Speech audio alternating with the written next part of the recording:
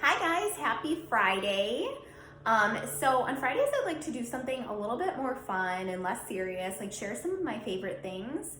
And I'm rocking my hoops this morning. I don't know if you guys can see this, but I grew up like loving big hoops and I feel like they're kind of back in right now. So, and I don't know how much I care, but I just love them so much I decided to pull them back out, and now I've been wearing them all the time and I just can't stop. So anyways, this morning I want to share with you guys how I make my coffee, and I'm actually gonna show you because you would be surprised how many times I find myself having this conversation with people. So I figured why not just show you guys what I'm currently using in addition to nutpods, which I talk about a lot. That's one of my favorites as well. But sometimes when I go to the store, especially lately, they haven't had it. So I've been switching it up a little bit. So this is like my daily routine with my coffee. Figured I would show you guys, and you can let me know if you have any questions. Also, last week I did a video in my Facebook group that was all about my pantry staples, which includes one of these items that I'm really loving. So if you guys are interested in that at all, head over to my Facebook group. The video is still in there, and I'm actually going to put up a PDF that lists all my pantry staples out in case you're interested in that. Things I use on a regular basis, the items I take inventory of before I go shopping every week. So I literally just go through the list, check them off, write it on my shopping list if I need to. Saves me time, and it makes sure that I have the ingredients I need on a weekly basis to kind of make what I want. So what I start out with is brewing my coffee. I have a Ninja coffee pot. It's like the kind that also it brews like espresso, regular cups, big cups. You can brew a pot. It's amazing. It was one of the best investments we could have made because we had a Keurig before and we could just never get our coffee right. So we bought the Ninja pot and we are loving it. If you guys have questions on that, let me know. It also has a built-in frother. Even though I don't use that, I end up using this one because I bought it before off Amazon for like $14.99, and I just still use it. I have no idea why, but I have it, so I use it. So first, I start off with brewing my coffee. Lately, I've been loving this coffee. It's from Batdorf and Bronson Coffee Roasters, but I buy it from Dancing Goats in Decatur, but you can buy it online, so that's why I'm sharing it with you guys because I know a lot of you aren't in Atlanta.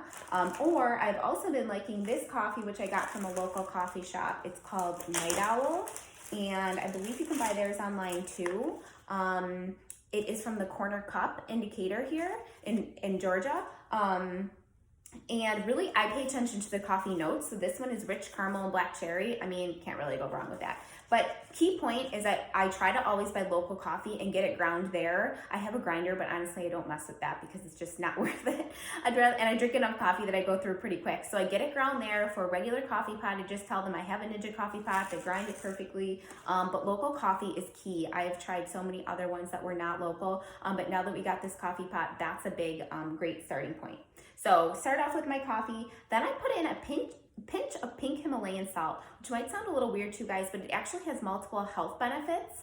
And I'm gonna put up a post in my stories after this of what some of them are. But I started using this when I was doing the Whole30 because it was when I was going from using heavy cream and sugar, and a lot of coffee tasted bitter to me. So I needed to like kind of cut some of that harshness, and it was suggested to use a pinch of pink Himalayan salt. So I do that, and when I don't use it, I notice the difference. So I just encourage you guys to try it out. If you haven't, it has health benefits as well, and I'll post that in there. Balances your pH level, helps with electrolytes, it's good for your skin, and a lot of other things. It's also the purest form of salt that you can buy. I just have this one from Kroger, but you can get it anywhere. Actually, when like TJ Maxx and Marshall's opens back up, they almost always have like a huge pack that's like an organic, really great brand there too, so it's a place to check out. Next, I add a little bit of organic cinnamon. Cinnamon is also really good for you. Just Google it if you want to know the different benefits. But I love adding cinnamon to my coffee. I almost feel like it adds a little bit of natural sweetness. And then I get some kind of I tried for organic. I don't have it this time because they were out of it. Unsweetened vanilla almond milk, just a splash. I don't always even add this, but it kind of just requires me to use a little bit less of this full fat coconut milk, which is really like the main creamer component that I use. So just a splash of unsweetened vanilla almond milk. Sometimes I don't even use that. And then I typically do like 2 tablespoons, between one and 2 tablespoons of full fat coconut milk.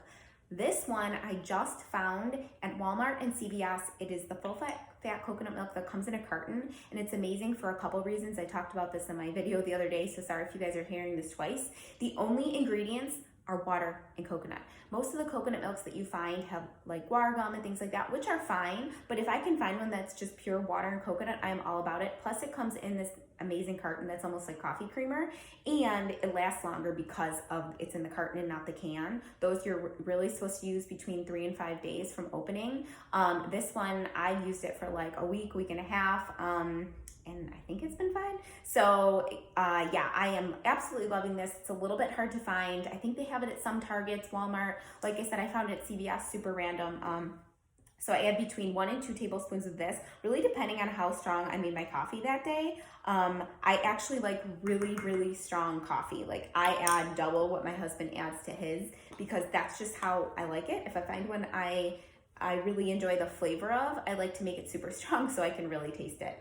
So yeah, I think that's everything that I add in. Then I take my little frother, I stick it right in the cup, blend it up. It gets nice and frothy, as you guys can see it there. I'll show you after.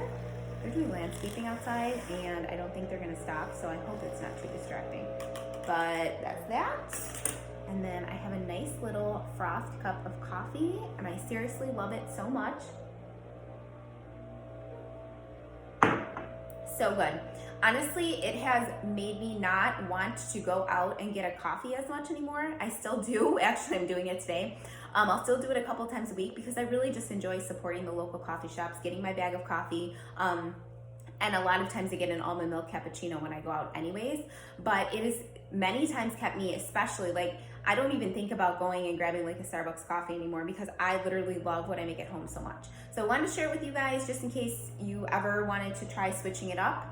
I mentioned this before. I used to have like 3 or 4 Splenda and tons of regular cream in my coffee every single morning. A couple years back, I decided I did not want to have that artificial sweetener in my life anymore for multiple reasons. I was using an excessive amount of it throughout the whole day.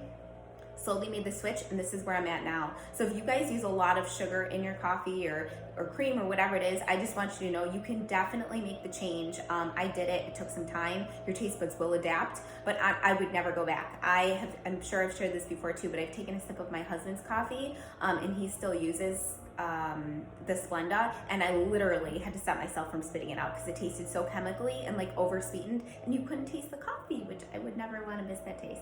So happy Friday, guys. Would love to know what you put in your coffee, maybe what some of your favorite drinks are. They can be coffee type or cocktail type, whatever you want to share. But like I said, just want to do something a little bit different and fun, and I will talk to you guys soon.